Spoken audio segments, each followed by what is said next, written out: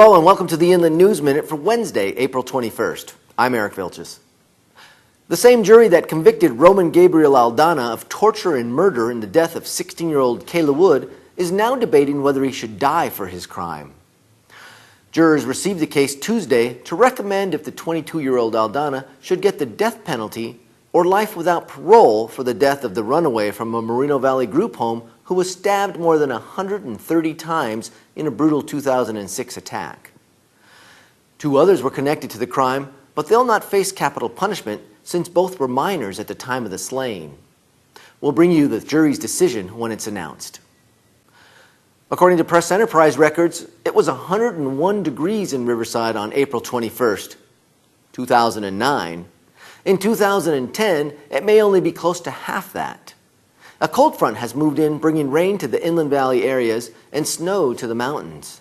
The National Weather Service is calling for temps in the mid to upper 50s today, with rain and gusty winds.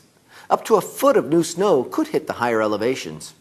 Check with the weather section of our website for updated forecasts. Speaking of weather, the difference between extinction and existence for the mountain yellow-legged frog could hinge on something as simple as temperature.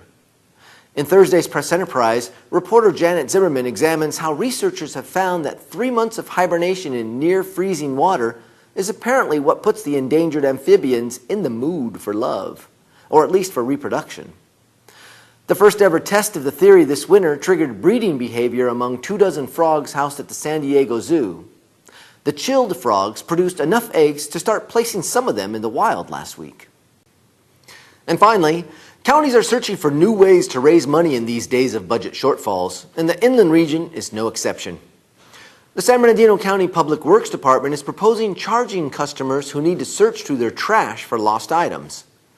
At $25 for every 15 minutes, county employees would search trash trucks for the misplaced item before it gets dumped into the landfill.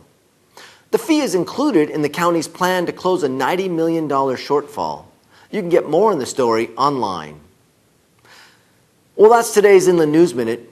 You can find us at the newsstand as the Press Enterprise and on the web as pe.com. Get our feeds on Twitter and become a fan on Facebook.